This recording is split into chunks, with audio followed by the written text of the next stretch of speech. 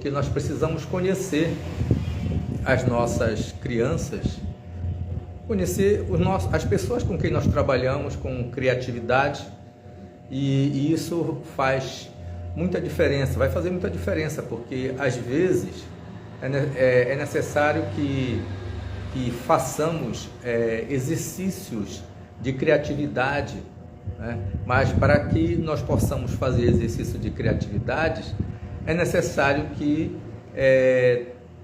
possamos ter um conhecimento sobre como é que funciona o mecanismo da imaginação, para poder alcançar a ideia dessa relação com a criatividade, né?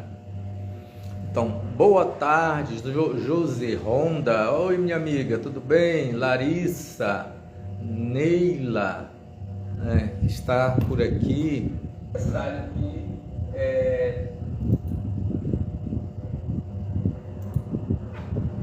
Neila, a Letícia,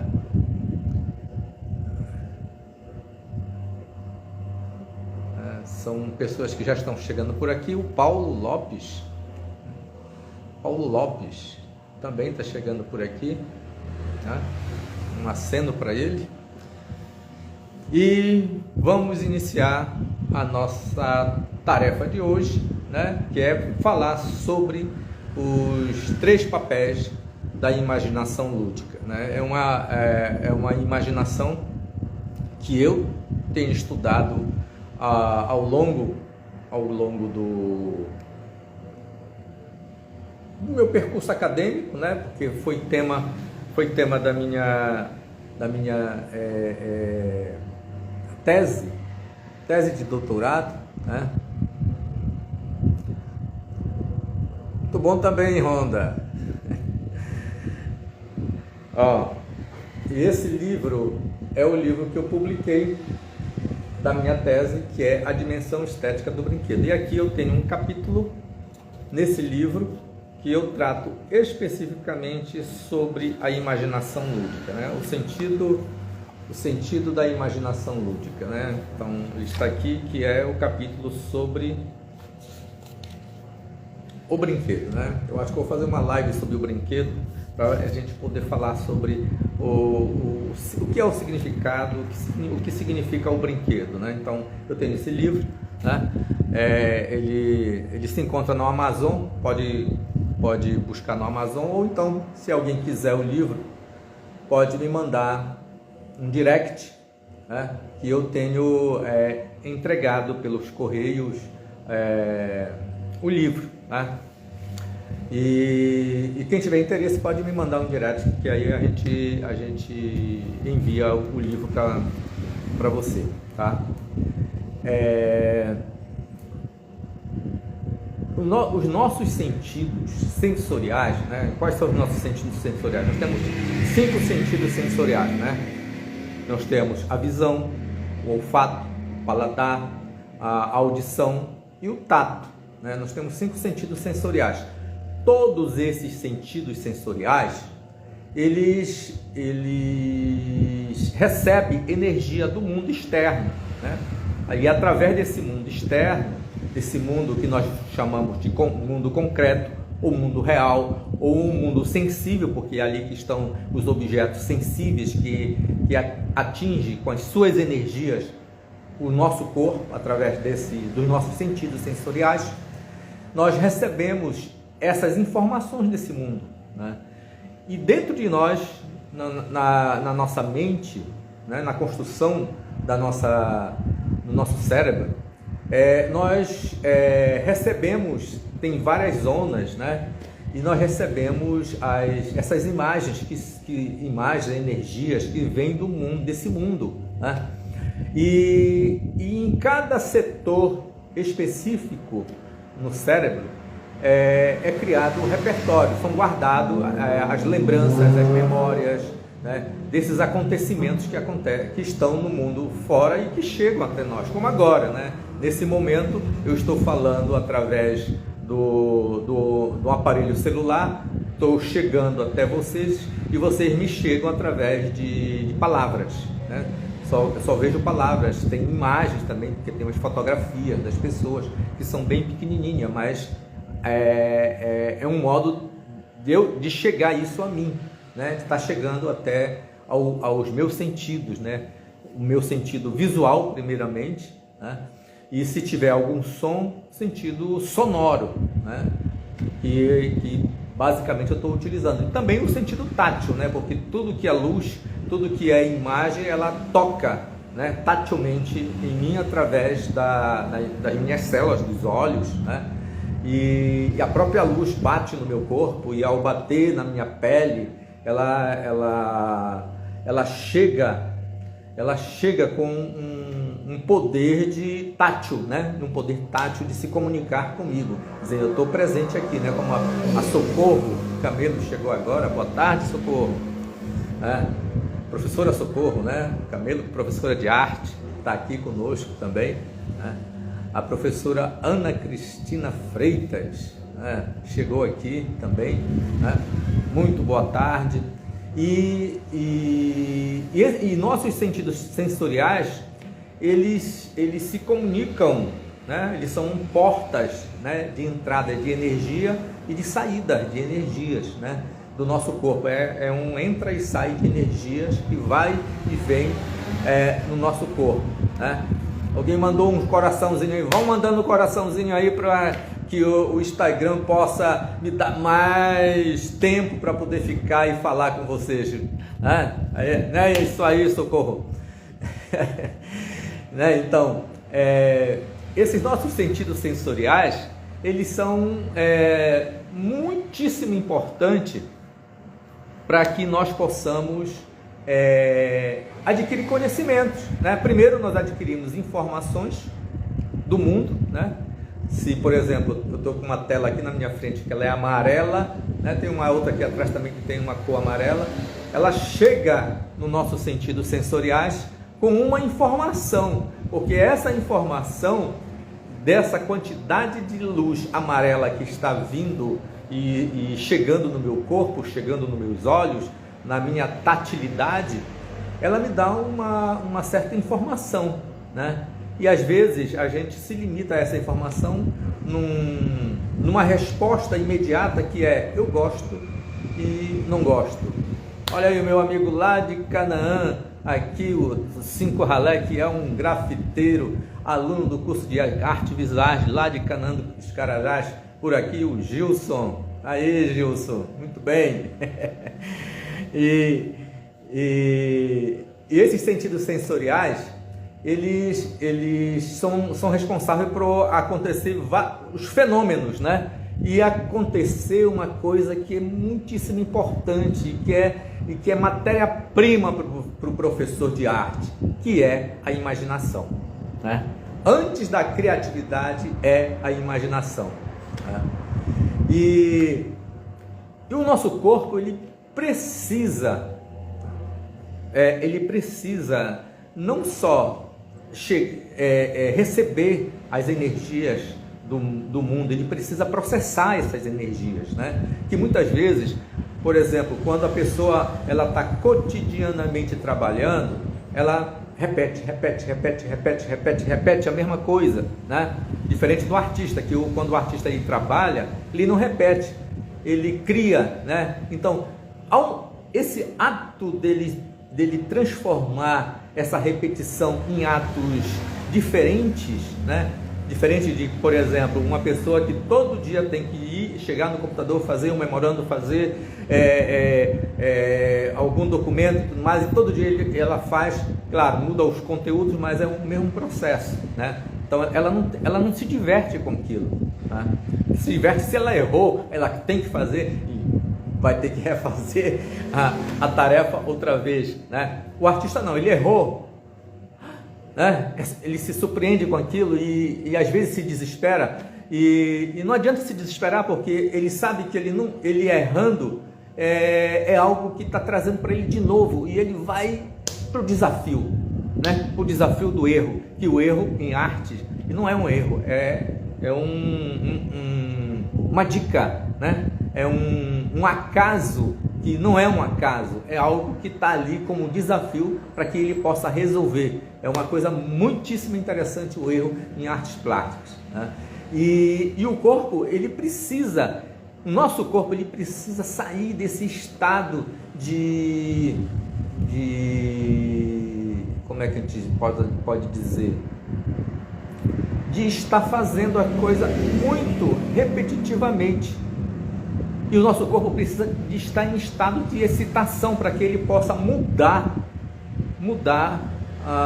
os temperamentos, as atitudes, algo que possa ficar para nós divertido, né? Essa é a palavra, diversão, né? Então que o nosso corpo, ele não processa só simplesmente as cargas fisiológicas e imediata, biológica das coisas que estão acontecendo. Não, o nosso corpo, ele precisa de processar isso através de entretenimento, através de diversão, de se sentir livre, né? E esse entretenimento, por isso que o entretenimento ele tem duas vertentes. Ele tem o entretenimento livre, né? Que é aquele que ninguém coordena, ele não está subordinado a nenhuma regra, a nenhum tipo de lei. E tem o entretenimento dirigido, né? Por exemplo, o recreio na escola é um entretenimento dirigido, porque é um momento que é colocado, né, para dizer, vamos fazer um intervalo, né? O intervalo é um entretenimento dirigido, né?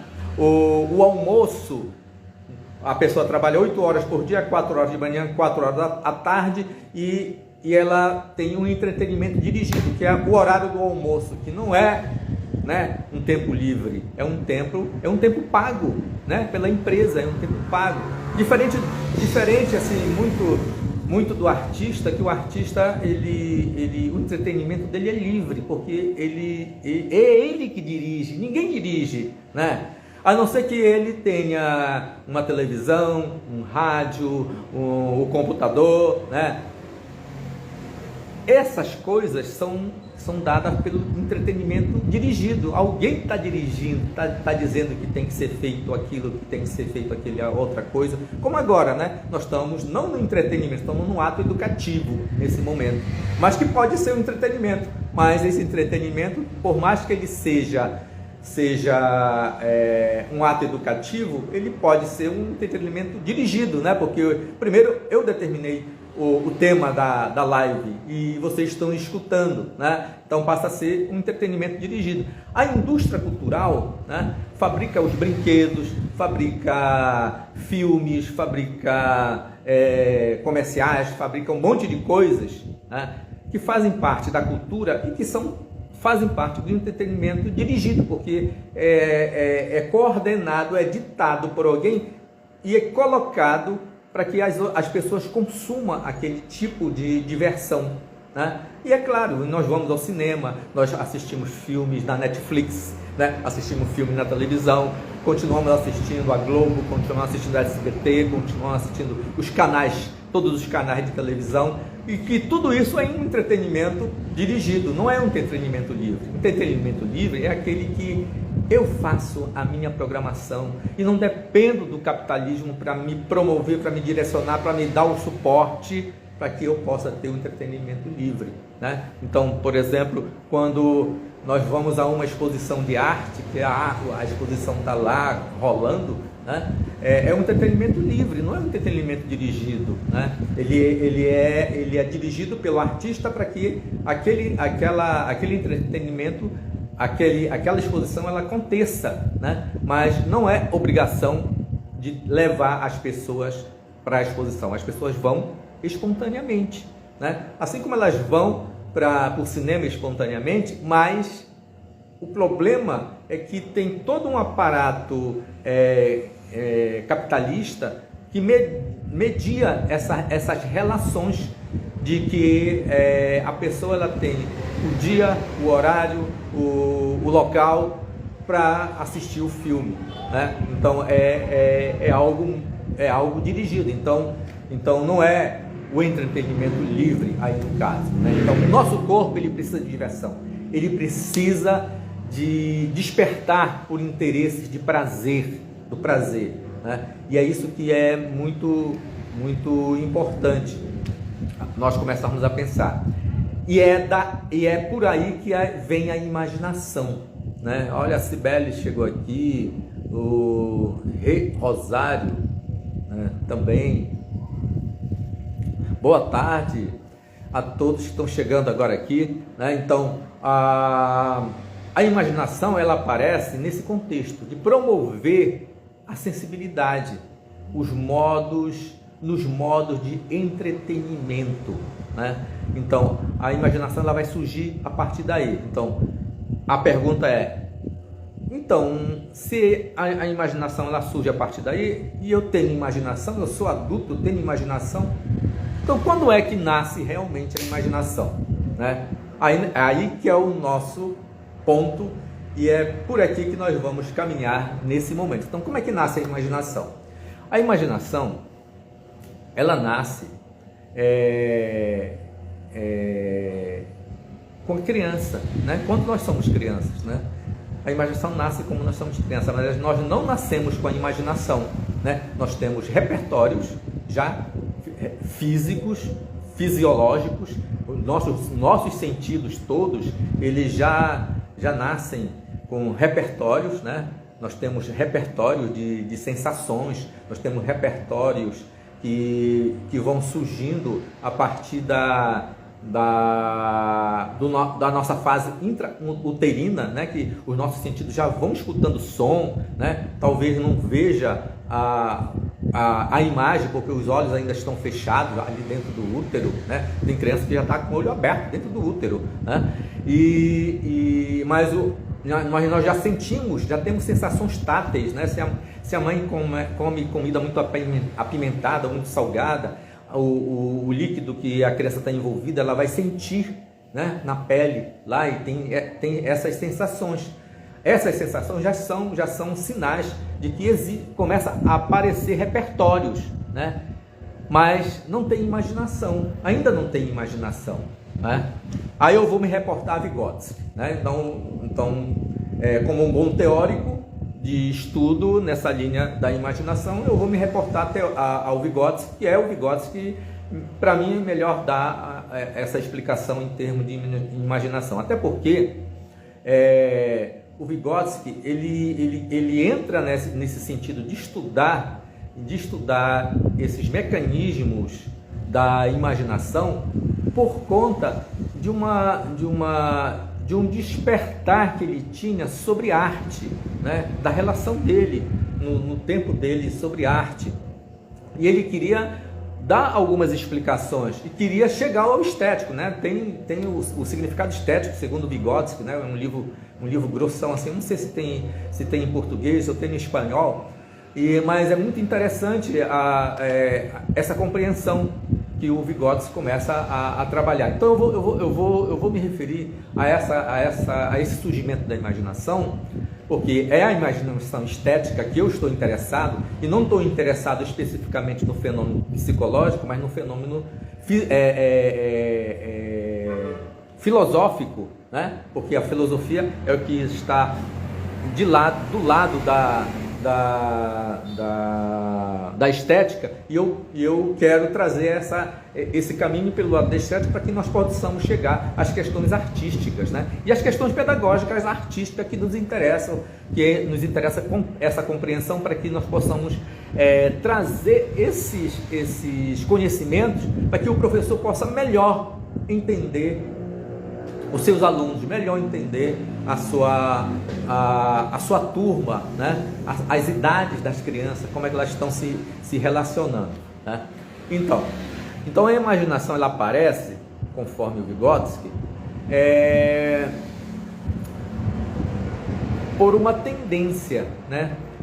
Então, quando surge a imaginação, ela surge por duas tendências, né? Então, a primeira tendência que o Vygotsky ele problematiza é que as crianças pequenas, elas querem satisfazer as suas necessidades imediatamente, né? Então, por exemplo, um bebê que mama, quando ele sente fome, ele chora, ele quer mamar.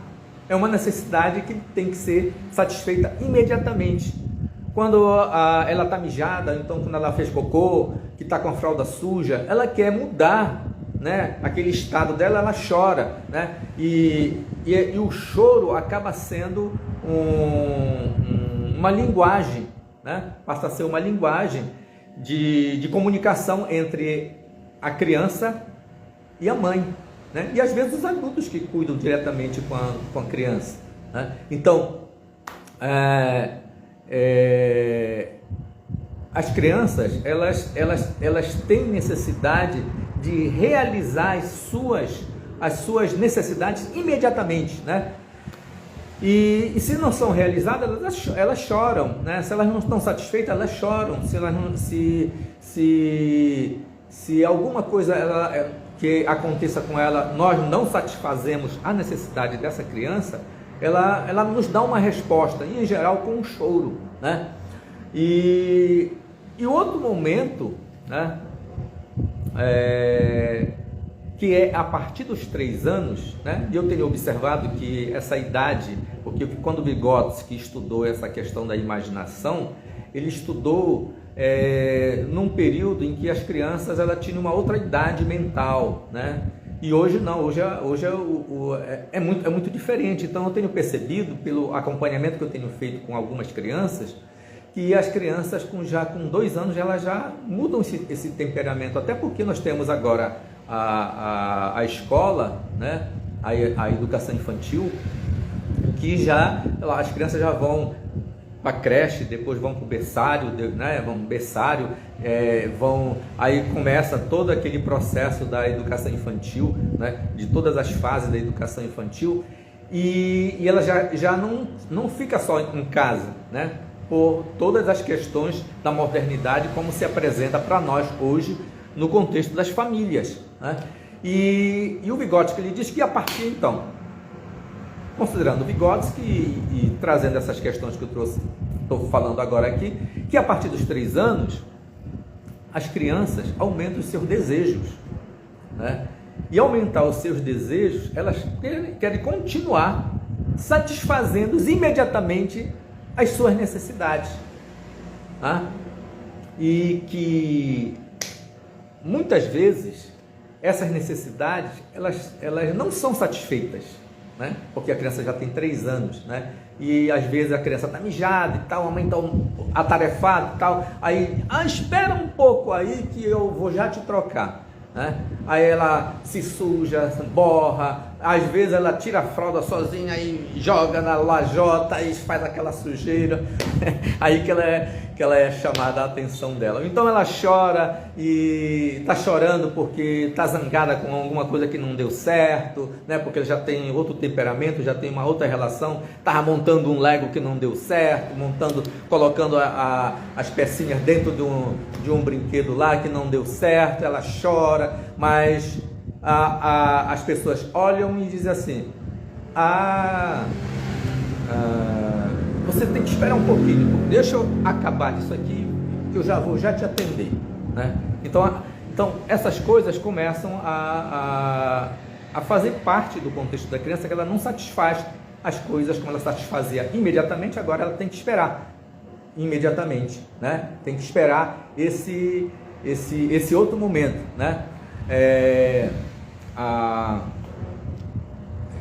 Rosário está dizendo assim, que as tecnologias também são um fator que vem aumentando essa idade mental das crianças, tendo acesso a tecnologias desde mais cedo. Verdade, muito bem. Muito bem dito, né, que as tecnologias elas têm acontecido hoje, né? Então, por exemplo, eu tenho um filho está com 4 anos, mas desde os 3 anos ou até antes ele já pegava no celular, já mexia com os dedinhos dele e tudo mais lá, né? Talvez ele não tinha um sentido de como navegar, para onde ir, mas cada vez que aparecia uma coisa que ele experimentava, era uma surpresa e ele ia acumulando aquilo lá. E hoje a tecnologia faz parte do nosso contexto familiar, porque muitas vezes a mãe ou o pai está ocupado, está fazendo uma tarefa ali e precisa terminar aquela tarefa ou, né, se dedicar àquilo ali, aí diz, toma meu filho, pega aqui o tablet, pega o celular, vai para o computador, aí faz parte desse nosso contexto realmente, né, do nosso cotidiano.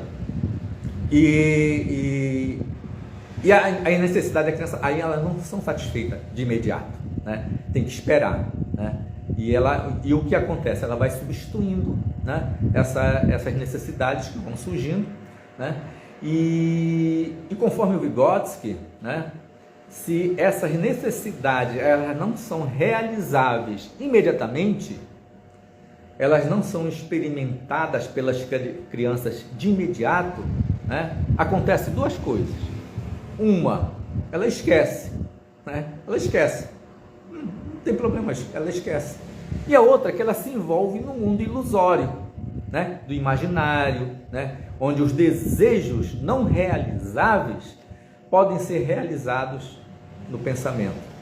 E olha o risco, o perigo que quando nós passamos essa propriedade, essa segunda propriedade, o celular, né?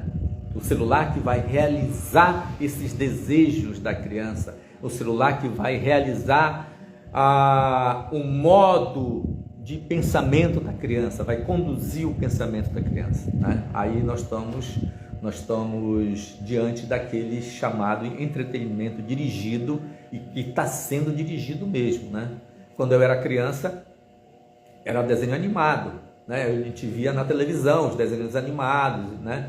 E a gente ficava um tempo no desenho animado, né? Só que os adultos, eles não deixavam a gente ficar muito tempo na televisão, porque eles tinham um certo preconceito em relação à televisão e que a gente ia ficar burro, a gente ia ficar rude, né? Nós não iríamos nos desenvolver, né? Porque nós estávamos vendo a televisão e que nós íamos ter problemas de vista, né? Como eu tive, né?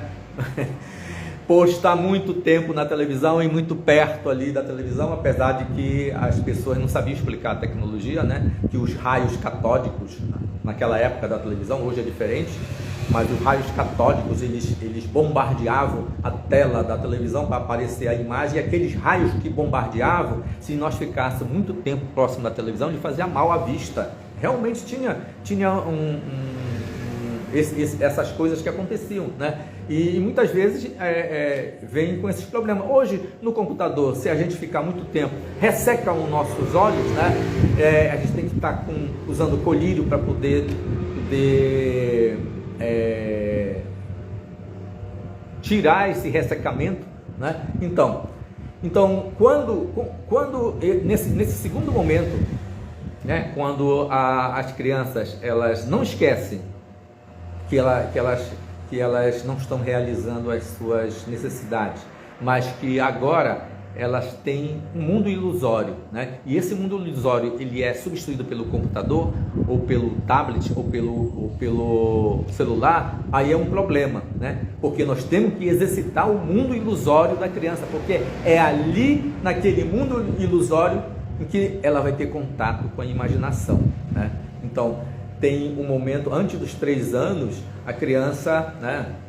Eu estou colocando a questão que eu estou me referindo ao Vygotsky, tá? Mas a gente faz o contexto, como eu já falei agora aqui para vocês. Que antes dos 3 anos, a criança, ela tinha que a ideia de que quando ela pensava na língua. A língua era o lugar do pensamento dela, né? Tem uma entrevista que o Merleau-Ponty ele faz na universidade onde ele trabalha. Ele tem uma pesquisa com criança e ele faz uma pergunta a uma criança e pergunta: como é que você pensa? Aí ela abre a boca, diz que é na boca, né? E mostra a língua e diz que a língua é o local onde está o pensamento. É porque quando a criança é menor de 3 anos, tudo que ela pensa, ela fala. Ela não tem ainda a capacidade de interiorizar essa fala que está exposta, né? A partir dos 3 anos, com essas necessidades não realizáveis, ela já começa a introjetar, né? Começa a introjetar a fala, e essa fala vira pensamento, né? Ela passa a ser pensamento, né? E nessa capacidade, nessa faculdade do pensar, é onde vai acontecer a imaginação, né? Onde vai ter a outra faculdade, que é a faculdade da imaginação, né? Que é a capacidade de imaginar, né? De ver coisas através de imagem, né? Aí a gente consegue colocar o pensamento para dentro como forma de fala e conseguimos imaginar, né, as coisas. Mas para essas duas coisas acontecerem, em termos de pensamento e em termos de imaginação, né, é que nós precisamos saber, né, o que é a imaginação, né? Nós já sabemos como ela surge, né? Ela surge a partir da necessidade que ela não são realizadas de imediatamente, então surge a imaginação.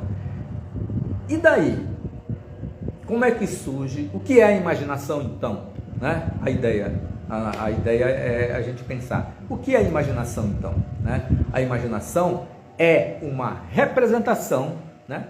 Ela vai se representar dentro da nossa estrutura mental, através dessa faculdade do pensar, de um objeto existente no mundo, né? De algo que existe no mundo, que está aqui fora do mundo, não importa qual é o sentido que está se relacionando com o mundo, pode ser qualquer um dos 5 sentidos, tá? Mas esses objetos, eles vão aparecer na mente do imaginador, né? De quem está imaginando, como substituto da realidade, né? Então, se é um som, né? Se é um som que a pessoa escuta, ela é capaz de imaginar de onde vem, como ela vem, como é que acontece, que esse som é um estalo de dedo, que esse som é um toque de mão, né? Que essa cor que vocês estão vendo aqui, né? Ela está se representando na mente de vocês, assim como a minha imagem está se representando através do celular na cabeça de vocês, né? Então, boa tarde, Rose. Muito bom você estar por aqui. A Rose é aluna do nosso curso de artes visuais também, né? E é uma excelente ilustradora, trabalha com essas questões da imaginação e é muito legal você estar por aqui conosco, né? E a imaginação, ela é como se fosse um duplo de algo no mundo que é colocado dentro da nossa cabeça, né?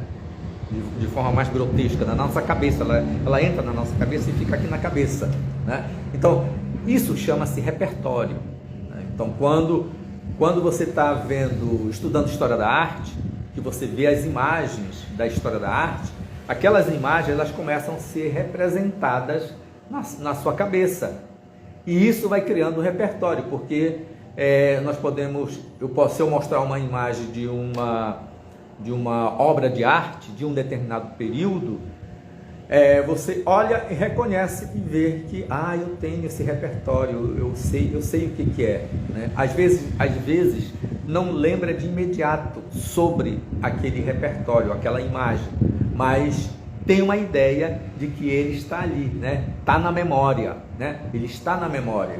Então, a imaginação é isso. Então, ela é uma representação do objeto existente na realidade que aparece na mente do imaginador como substituto desta realidade, né?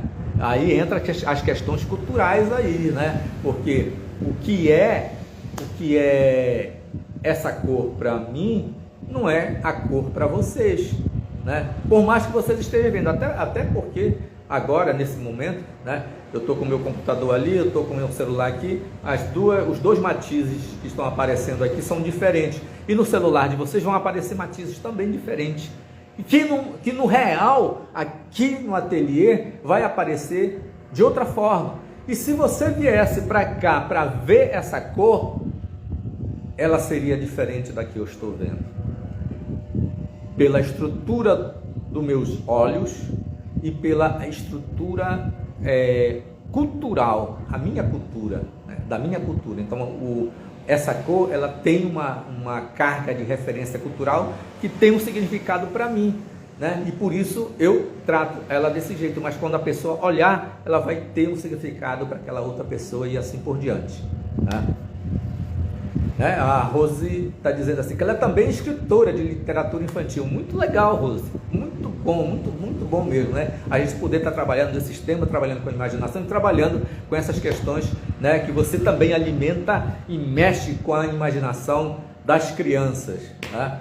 Então, a função primordial da imaginação é a elaboração do conhecimento, né? Então, por exemplo, a Rose, que ela escreve literatura, trabalha com imaginação, né? Ela vai trabalhar com um conhecimento, né?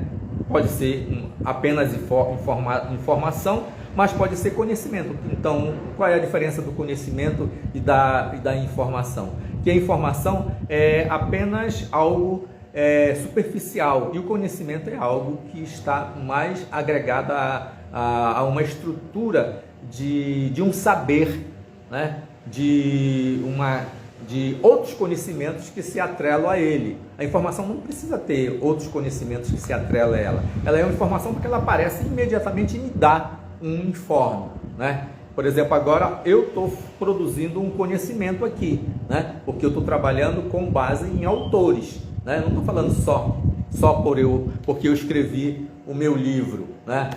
Mas dentro do livro ele é todo contextualizado porque ele traz o conhecimento científico, né? Para explicar, e filosófico, para explicar sobre essas questões da imaginação, né? E aí nós podemos dizer que o conhecimento a partir da imaginação, ele é caracterizado de duas formas. Ele é o conhecimento verbal e o conhecimento não verbal, né? Então, verbal é aquele conhecimento em que ele pode ser falado, ele pode ser escrito, né? E ele traz na sua essência os conceitos, né? São os conceitos para entendimento, é o conhecimento verbal. E o conhecimento não verbal é aquele conhecimento em que ele só simplesmente eu mostrar, né? Estou mostrando aqui, ó, mostrando essa cor, é suficiente, eu não preciso falar mais nada, eu não preciso explicar alguma coisa, né? O conhecimento verbal, há uma necessidade até de explicação, mas o conhecimento não verbal, ele não precisa ser explicado, né? Ele é apreciado, ele é sentido, ele se representa na pessoa a partir do que ela vê, tá? Então isso tem muita importância mesmo quando esse não verbal ele se manifesta. E em geral, na prática escolar, se valoriza o conhecimento verbal. O conhecimento não verbal ele é deixado de lado, ele é colocado como se fosse algo não interessante, não importante, né? Que as artes, todas as linguagens, elas trabalham com conhecimento não verbal, né? E o conhecimento não verbal, ele provoca muito mais agitação em termos de pensamento do que o conhecimento verbal, que ele é falado logo de imediato, ele é dito logo de imediato, né? Então, para que nós pudéssemos ter uma educação artística, estética e através da arte na escola, nós precisaríamos ter os dois conhecimentos, o verbal e o não verbal, alinhado para que ele pudesse nos dar uma educação com mais propriedade, né? E pudesse desenvolver o sentimento, a emoção, né? A sensibilidade, a imaginação, a criatividade, que é o que acaba faltando no conhecimento, né? Então, por exemplo, há um direcionamento de um entretenimento dirigido né, para um conhecimento verbal e acaba prejudicando a própria formação dos seres, das pessoas que estão na escola, né? E essa imaginação, ela tem um atributo fundamental, né, que tem como princípio a intuição, que o princípio é a intuição sem a presença do objeto, né? Então a pessoa tem uma intuição, mas não tem o objeto na sua frente, né? A imaginação, nesse momento, ela começa assim, porque se ela é algo que se representa nela e ela tem no seu repertório aquele objeto, e esse objeto ele é capaz, nós somos capazes de intuir sobre ele, né? E ele não existe de fato, né? Então é um princípio. Então, e o que é intuição, né? Intuição, eu vou trazer o conceito kantiano, tá? Porque aí a gente se dedica a pensar de forma filosófica. Olha, Simone Van Gogh, boa tarde, Simone Van Gogh, muito prazer, que bom você estar por aqui, né? E a intuição, ela é, na verdade, um a priori, né? Um a priori, segundo Kant, porque a intuição, ela surge como uma antecipação da percepção. Aí nós temos que dizer duas coisas, que existe a sensação e existe a percepção, né? Essas duas coisas, elas são diferentes, mas elas são complementares, né? E que parece que elas são iguais, mas não são. Sensação é uma coisa, a percepção é outra. A sensação é a parte da informação, do informe, né? Então, algo que está acontecendo, que eu estou vendo essa cor que está aqui atrás de mim, e ela está me dando uma informação. A partir do momento em que essa cor chega para mim, e aí eu começo a pensar e digo assim, são manchas, olha só que legal, são manchas, é uma tela manchada, né? Aí já mudou, não é mais sensação, é percepção, né? Porque você foi procurar dentro da sua estrutura de repertório, na sua mente, e você encontrou, né, algo que te explica isso, né? E a intuição, como ela é a antecipação da percepção, ela explica o fenômeno do objeto que está presente na sua lembrança, na sua memória, né? Muito antes dele ser informado, né? Então, por exemplo, quando eu mostro um livro, né, você sabe que é um livro, né?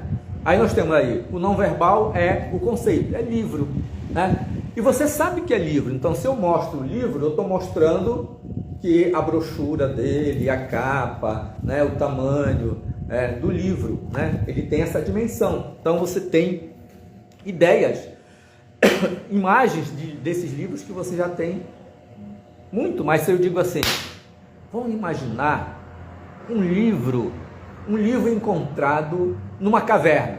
Olha só, aí nós temos aí duas coisas: o livro, né, que já temos a ideia do que é o livro, e temos a caverna, né? E já temos ideia de caverna, nem que a gente já tenha visto a caverna, eu já tive uma relação com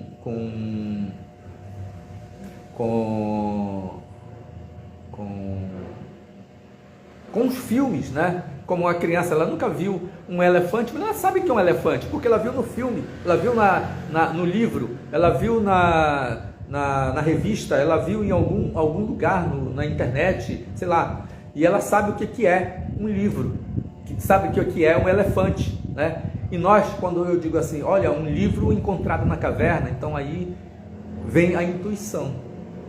A intuição é que vai trazer, vai formar a ideia do livro que está na cabeça de cada um de vocês que estão aqui, né? sei lá quantas pessoas tem aqui nesse momento, 50, 70 pessoas que estão por aqui, né? Vão ter essa ideia da imaginação a partir da intuição, né? Então vai imaginar o livro a partir da intuição. Então a intuição é o princípio fundamental que vai fazer com que nós tenhamos essas ideias antecipadas, né? Então a imaginação ela vai aparecer sob 3 ângulos, tá? O primeiro ângulo é chamado de esquemática, né? Como eu estava falando anteriormente, que o conhecimento é verbal, e esse conhecimento verbal ele se relaciona ao conhecimento esquemático, que são os conhecimentos trazidos através dos conceitos. O outro é simbólico, é a imaginação que é trazida através da imaginação simbólica, né? Que vai trabalhar questões do lúdico, né? Do jogo, do lúdico, do brincar, da brincadeira, e do estético, né? O lúdico e a estética, a ludicidade e a estética, elas são 2 elementos da imaginação simbólica. E tem um outro ângulo de ver essa imaginação, que é quando essa imaginação ela é aplicada. E quando ela é aplicada, ela aparece de 3 maneiras. Ela aparece a imaginação produtiva, a imaginação reprodutiva e a fantasia, né? Então aparecem três tipos de imaginação que são aplicadas, né? E é aí que eu vou falar para vocês sobre esses tipos aplicáveis que vai nos interessar e vai chegar, que é onde nós queremos chegar, sobre os 3 papéis da imaginação lúdica, né?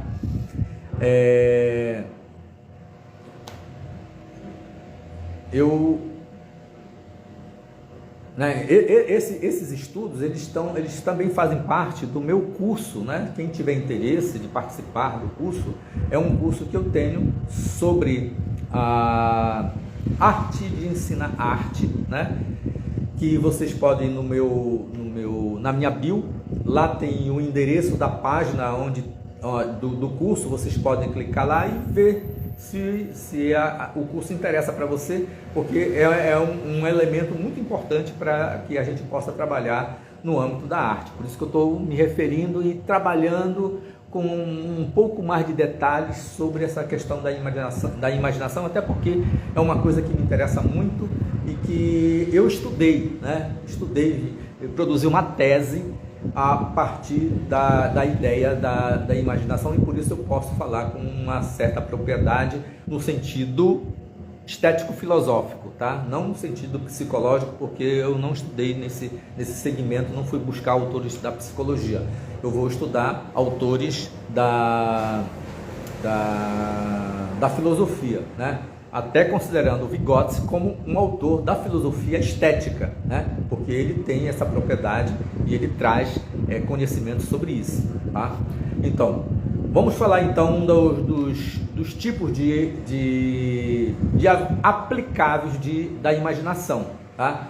Manda aí mais aviãozinho para dois amigos de vocês que possam vir para cá, para que a gente possa conversar sobre esse assunto que é super importante, né?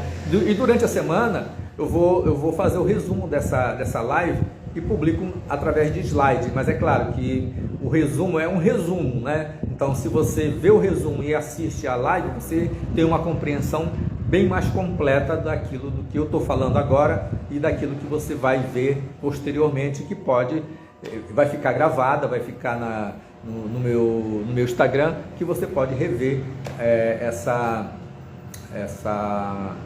live, né? Então, vamos falar sobre os tipos aplicados. Então, a primeira imaginação, ela é a imaginação produtiva, né? Como nós falamos, são 2 tipos, são três categorias nessa área. Então, nós temos a imaginação produtiva, né? Essa imaginação produtiva, ela vai requerer que a gente tenha um repertório e memória, né? Então, como é que nós construímos repertório? Nós construímos repertório através de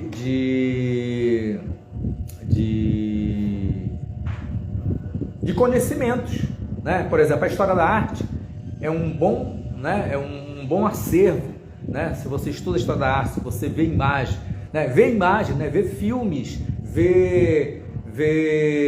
ir a exposições de arte, né? Ir ao teatro, ir a programas culturais, né? Tudo isso cria repertório, né? E são importantes essas criações de repertório, porque elas podem ser muito bem utilizadas nesse momento da imaginação produtiva. Por isso que nós temos que criar com nossos alunos essas propriedades de se criar repertório, né? Para que eles possam ter repertório, para que no momento oportuno que nós vamos estar trabalhando com imaginação, vamos estar trabalhando com criatividade, eles possam ter referências, eles possam ter memória, né? Lembranças, para que nós possamos trabalhar com mais liberdade com as crianças, do que se eu não criar repertório com eles, repertórios artísticos, estético, de cultura visual, e que eles têm dificuldade de determinadas compreensões, aí porque não tem referência, não tem repertório, né? Repertório visual, repertório da cultura visual. Então é necessário que tenha repertório. Então a imaginação produtiva é necessário que tenha primeiramente repertório. Então o que é então a imaginação produtiva? É a capacidade de representar originalmente o objeto. Olha só como é profundo, né? A capacidade de representar originalmente o objeto. Então, como é que é originalmente? Originalmente é que não tem cópia de nada, né? Que a referência é que está aqui dentro, né? Da minha estrutura mental, e eu que estou pensando a partir desses repertórios, né? Então eu posso fazer combinações de imagens dentro da minha mente, né? Eu posso fazer combinações de imagens dentro da minha mente, e essas combinações, elas podem ser diversas, variadas, né? Quem é artista que está aqui sabe muito bem, né? Do que eu estou dizendo, né? Que você tem uma ideia, vem outra ideia, aí surge a imagem nessas ideias, e você faz aquelas combinações e elas aparecem, né? Elas conseguem aparecer no pensamento antes mesmo de existir qualquer experiência no mundo real, né? Então a imaginação, ela tem esse poder, né? Nós temos esse poder da imaginação, de criar algo dentro da nossa mente antes dela acontecer no mundo real.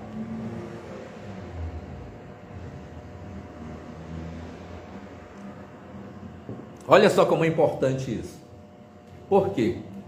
Porque tudo que está ao seu entorno, aí onde você está, um dia foi imaginação. É interessante isso, né? E é importante a gente saber isso, é importante a gente dizer, porque, por exemplo, uma arquitetura, um arquiteto, ele primeiro faz o desenho do prédio, da casa, né, que vai construir, só então que aparece a construção, né? Porque ela foi imaginação. Se você está aí numa sala, as paredes, a arquitetura, as luminárias, os objetos, o celular, tudo que está aí, um dia foi imaginação, porque ela foi imaginação produtiva, né? Ela era original, né? Depois que ela sai, que ela tem contato com o mundo, a gente não pode garantir mais que ela vai ser original, porque os fatores externos vão influir na elaboração dessa originalidade, né? A Cibele está dizendo assim: então, oferecer uma obra de artista para o aluno se inspirar seria uma forma de oferecer repertório? Sim, né? Verdade, é uma forma de oferecer repertório. Só que se você vai fazer uma releitura, que faça a releitura, não faça cópia da obra do artista, né? Porque aí exige mais do aluno, para que ele possa, né, ir até buscar outras referências, se conhecer o artista, ela vai poder, então, ampliar as possibilidades dela de pensar naquele repertório, né? A Rosário, ela diz, então o repertório é a mesma coisa que referência? Não, a referência ela é externa, o repertório está dentro, né? O repertório é como se fosse caixas que a gente vai guardando, né? Imagine só que você tem uma gaveta onde você guarda imagens que você recorta de revista, de jornais, de livros, e você vai guardando ali, né? Naquelas caixas. Então ali você tem um repertório. As referências, elas são referências culturais, históricas, né? Que você vai buscar essas referências, né? Que elas podem ser visuais, né? Mas elas podem ser teóricas, pode ser filosóficas, psicológicas, sociológicas, né? Essas são as referências, né? Então tem uma diferença entre repertório e referência, tá? Então quando nós queremos dar uma referência para o aluno, né? Vamos supor que eu leve Mondrian, né? Eu levo Mondrian como para que, e falo de Mondrian e mostro as variedades de obras que Mondrian fez, né? Não só aquelas mais famosas que nós conhecemos, que aparecem nos livros, mas outras obras que aparecem, nós estamos apresentando um repertório para aquela pessoa, mas ao mesmo tempo sobre a vida do artista, a poética do artista, o desenvolvimento do trabalho dele, a cultura visual, que aonde ele está estabelecido, é a referência, tá? Então não vamos separar essas duas coisas, referências e repertório, né? E é claro que um aluno ele pode tomar como referência visual, né? Mas não copiar como se fosse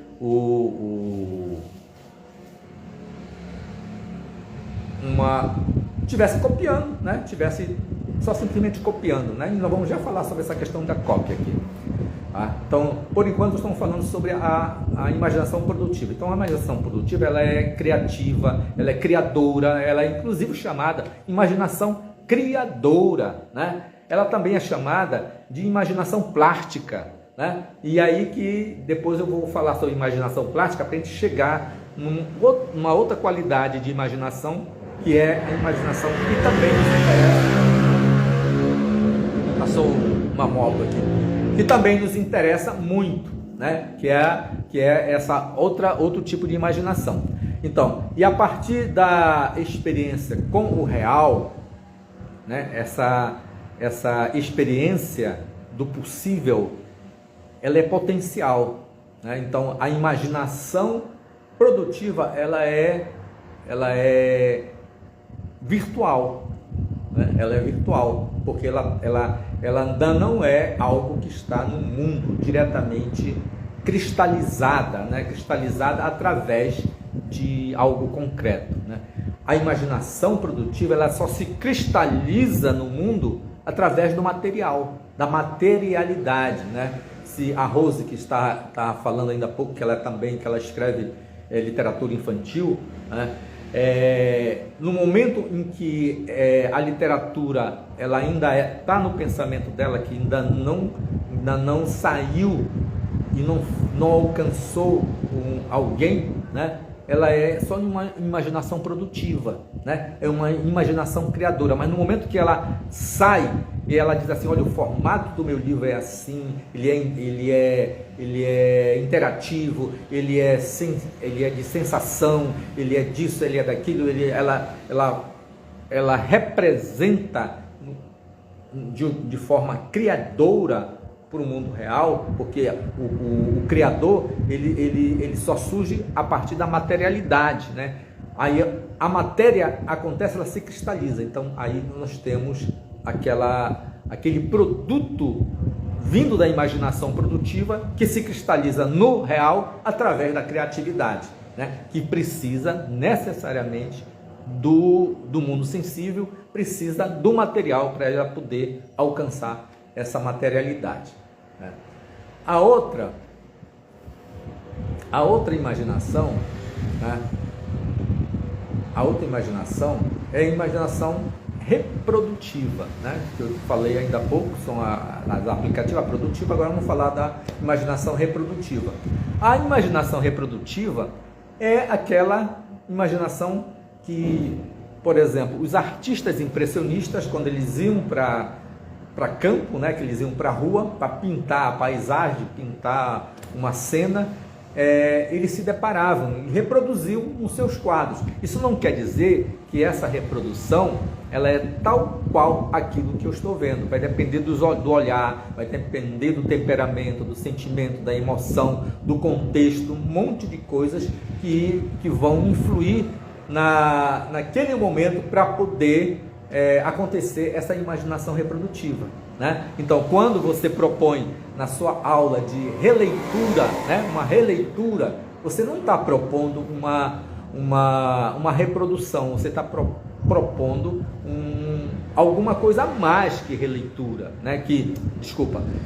A mais que reprodução. Mas a imaginação reprodutiva é que vai estar atuando, porque ela, a partir daquilo que já está existente, ela vai trabalhar o mecanismo que a gente chama de derivativo, né? Que ela vai evocar aquele sentimento, aquela emoção, aquilo que foi dado naquele momento, para que ela possa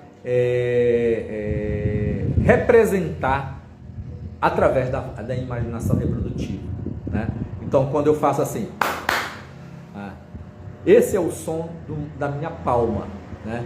Mas se alguém bater aí, vai depender o som, não alcança o meu som, né? O mesmo som, alcança uma repetição do movimento, talvez do tempo, né? Do movimento do tempo, alcança, mas a qualidade da textura da minha mão, né? Do suor que está na minha mão, né? Da emoção, do sentimento que eu estou vivendo nesse momento, né?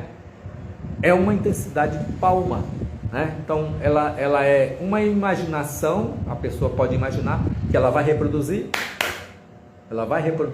né?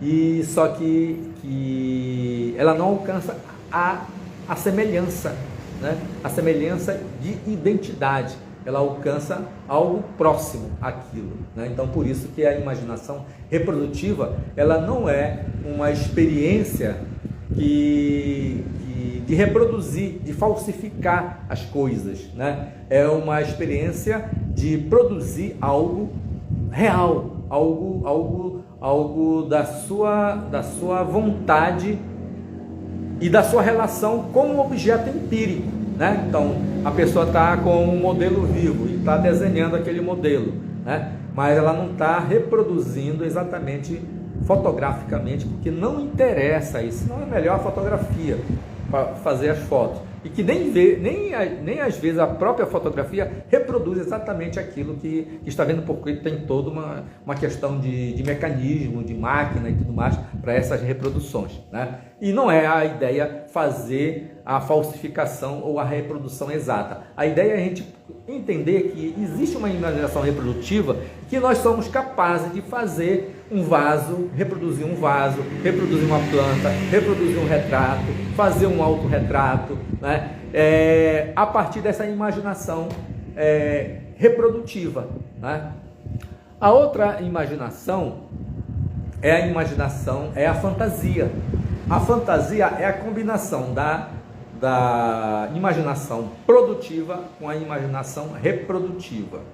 Só que a fantasia, ela não sai, ela não tem o poder de se cristalizar, né? Que é diferente de uma outra qualidade, que é a ficção, né? A ficção, sim, ela sai como ela surge como fantasia e sai como ficção. Então ela passa a ser um processo de criatividade de um tipo de fantasia. Então a fantasia é uma imaginação mais qualificada, que envolve a imaginação produtiva e a imaginação reprodutiva, né? Então a imaginação, ela é espontânea, ela é involuntária, né? Ela sai. Então, por exemplo, quando a pessoa está com medo, né? O Vygotsky dá muito exemplo sobre isso.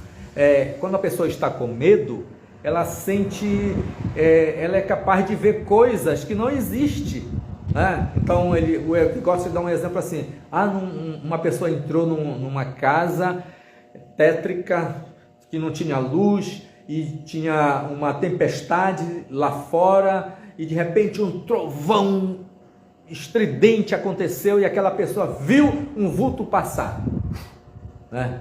Viu uma pessoa, disse que eu vi, tenho certeza que eu vi. Entendeu?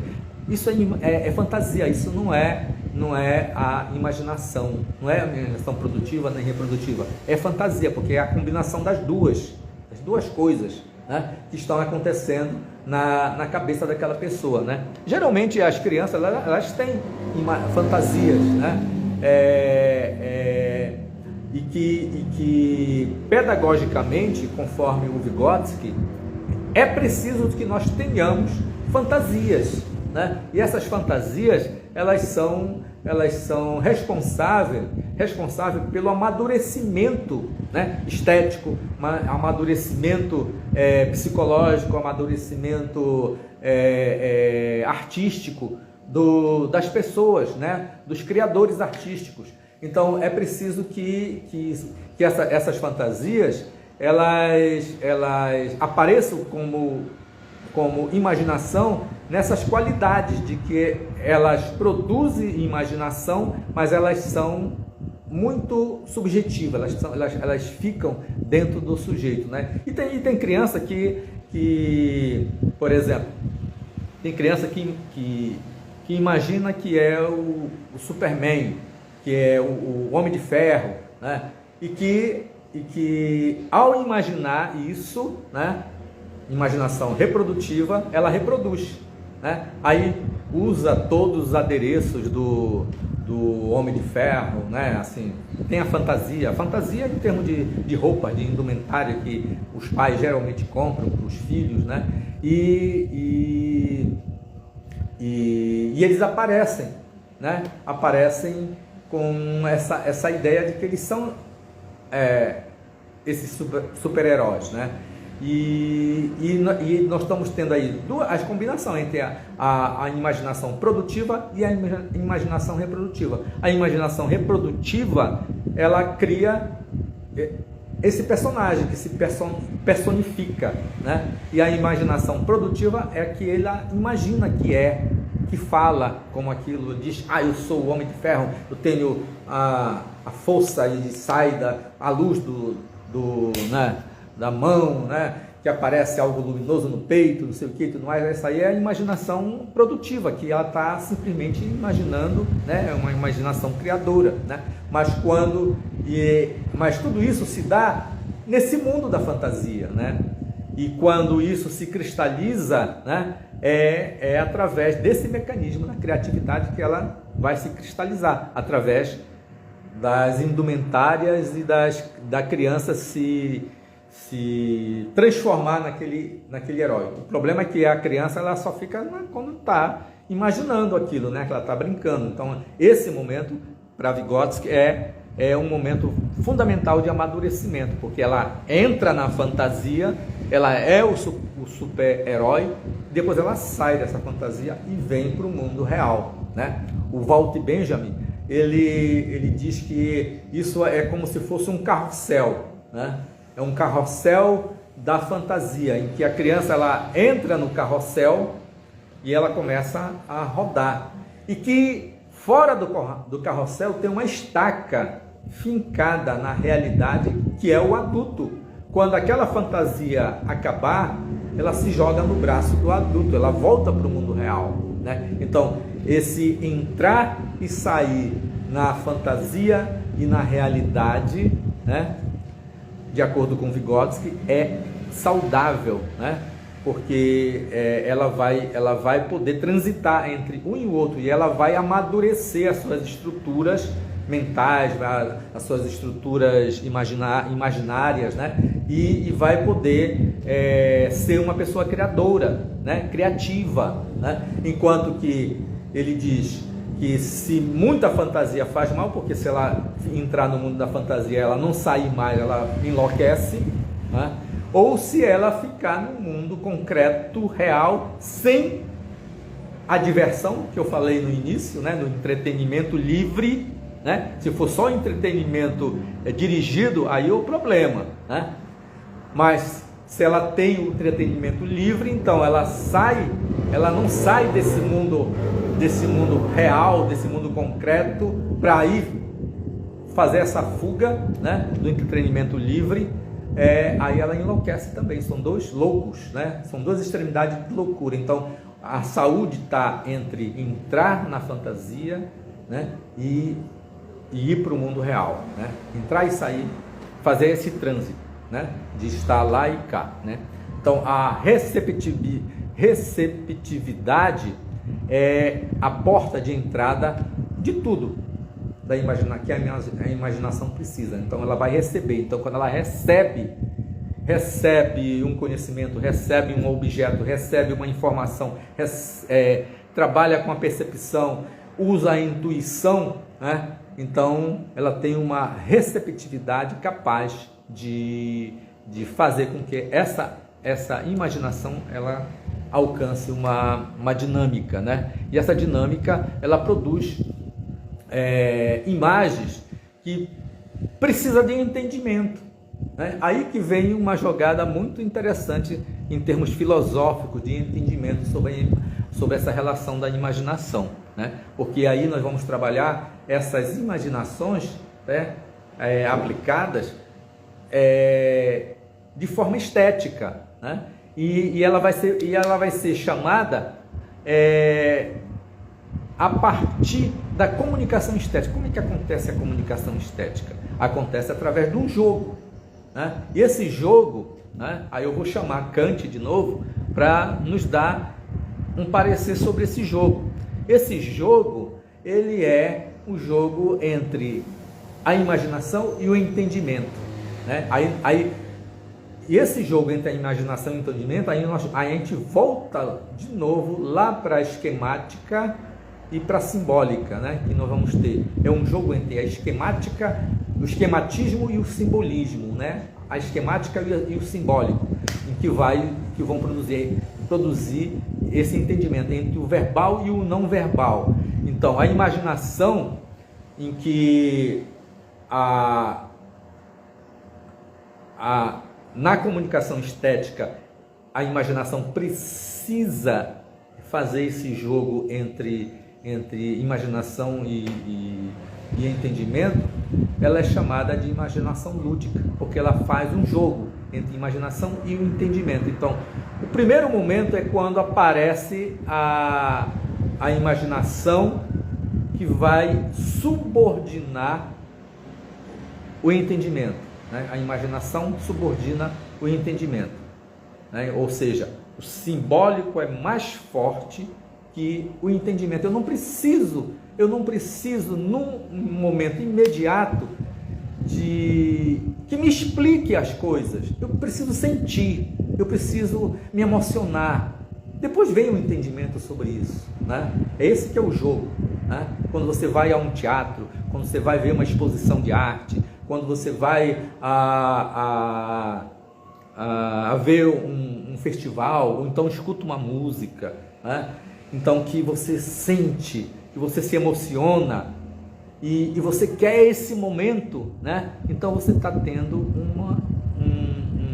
um jogo que a imaginação ela está subordinando o entendimento. O entendimento ele vem depois. Então eu quero entender depois. Peraí, deixa eu sentir isso, né? Esse é um momento da imaginação lúdica. O outro momento é quando o entendimento vem antes e depois a imaginação, né? Então, como é que o entendimento vem antes? Quando, por exemplo, você entra num local, está gelado, você sente e você diz, tá frio aqui, né? Então vem a sensação fisiológica, né, que te dá um entendimento de que está frio, e você usa o conceito de friagem para determinar aquilo. E depois você vem e começa a imaginar de onde vem esse frio, né? Como é que acontece esse frio? Quais são os mecanismos que faz com que esse local fique frio desse jeito, né? Então é esse momento. Muitas vezes a gente vai em Bienal E a gente encontra essa imaginação lúdica desse jeito, nesse jogo. Primeiro o entendimento, depois a imaginação. Ou às vezes é o primeiro a imaginação, depois o entendimento, né? Conforme a obra. Então, por exemplo, quando eu vou dar um exemplo de uma instalação em que era uma sala, você entrava nessa sala, aí a porta trancava. E tinha um charuto gigante de parafina, de velas, todo de velas, né? E aquele cheiro de velas, porque a parafina ela solta um gás, né? E fica soltando ali, e aquilo começa a te incomodar, né? Aquilo. E você fica doido para sair dali. Só que a sala, toda a sala, no chão, a parede, até o teto, era todo feito, todo estampado com aquelas tampinhas de refrigerante pregadas, né? Que quando você andava fazia tchac, tchac, tchac, tchac, tchac, tchac, né? Se você encostasse na parede era tchac, tchac, tchac, e você ficava com aquele cheiro e com aquele barulho ali o tempo todo, e você tinha vontade de cair fora dali, né? Chegava na outra sala, tinha uma urna de vidro onde tinha um galo morto, cheia de vermes. Você olhava aquilo, dava vontade de vomitar e querer sair dali, e aquelas chapinhas de novo ali, tchac, tchac, tchac, tchac, até que você encontrava o caminho e saía dali daquele local, né? Essa é uma instalação. Então, primeiro vem os conceitos, né? Os conceitos. Então, aqui no caso, primeiro vem o entendimento, né? Você querer compreender essa comunicação, por que esse cara fez isso, por que esse cheiro, por que eu estou aqui dentro, né? E querer compreender. E quando depois que você sai, que aí você lê o nome da obra, lê alguma referência sobre o autor, algum porquê aquela obra, aí você começa, né, a compreender, né? Que é o entendimento que vem depois da imaginação, né? Então ali é o entendimento que está subordinando a imaginação. E tem o outro sentido, né? Que é a imaginação que subordina ao entendimento. Quando você olha e vê um quadro e simplesmente você se emociona, né? Tem um quadro que eu sempre gostava de ver quando eu estava no Rio de Janeiro. É uma cigana, eu acho que um nome, eu não lembro o nome do quadro, mas é uma cigana sentada do lado de um poço tomando água. Só que aquele olhar daquela cigana era tão significativo que é muito mais importante ficar olhando para aquela cigana do que querer entender tudo aquilo ali, o que era aquilo, né? E eu ia muitas vezes lá para ver aquele quadro, um quadro imenso de uns 2 metros de altura por 1,50 de largura, mais ou menos isso, né? E com uma moldura, baita de uma moldura, e eu ficava sentado muito tempo olhando aquela obra daquela cigana, né? E assim muitas vezes você fica na frente de um quadro olhando, né?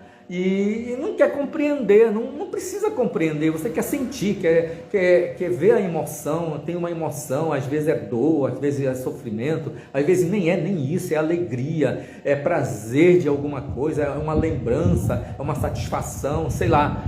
E o entendimento vem depois, né? Então a imaginação vem antes e o entendimento vem depois. Então nós temos essas duas formas de imaginação lúdica, né? Que vem se construindo a partir de tudo isso que eu falei sobre esse contexto da imaginação, e que é chamado também de comunicação estética, né? E se alguém quiser fazer algum comentário ou perguntar alguma coisa aqui, eu posso responder, né?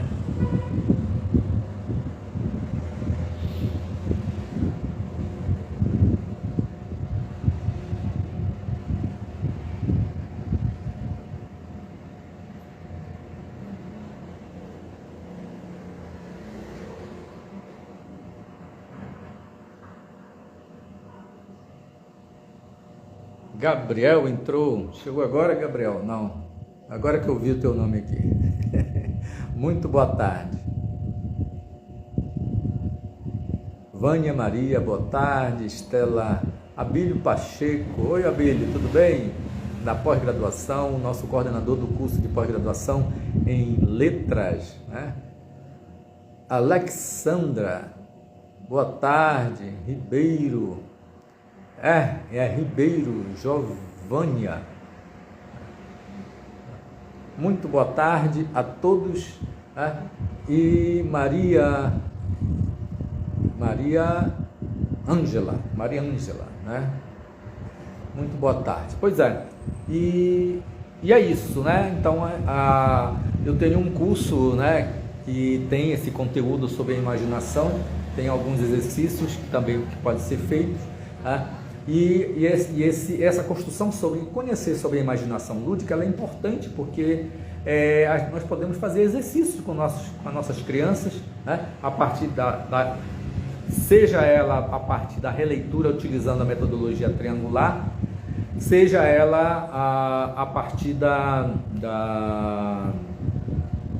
dos exercícios de explorar materiais, de experimentar materiais, como já falamos no sábado passado, né? Tudo isso ele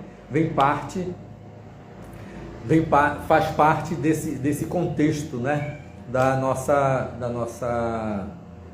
do nosso pensamento de construir uma pedagogia, de construir uma metodologia, né? Aplicável no ensino da arte, que a gente conheça melhor os nossos alunos, conheça melhor tenha melhor aplicação dos conhecimentos teóricos, como eu estou trazendo aqui, mas que eles tenham uma aplicação prática e que eles devem ser utilizados para a gente compreender melhor nossos alunos e compreender melhor as nossas atividades, né? O Gabriel está dizendo que já está alguns minutos aqui comigo, que bom, Gabriel, né? E a gente poder estar aqui bastante, né? Então a R. Soares diz que aprendeu bastante, muito bom, legal, né? Eu gosto, fico muito satisfeito quando alguém diz isso, né? Que aprendeu, que adorou a live, foi ótima, né? Isso é muito bom para a gente, porque a gente fica assim muito mais motivado para poder fazer outra live, né? Que no próximo sábado nós vamos ter outra live, né? Ainda não sei exatamente sobre o tema, mas durante a semana eu vou publicar e a gente vai seguir essa linha, né? E se vocês tiverem interesse no meu livro, né? A Dimensão Estética do Brinquedo, tá à disposição. Quem quiser pode mandar um direct para mim, que a gente envia o livro para você. E tem no Amazon também, tá lá no Amazon o livro, quem quiser também pode comprar no Amazon o livro, tá? Muito obrigado por todos e por todas por estarem aqui comigo e a gente volta no próximo sábado. Tchau!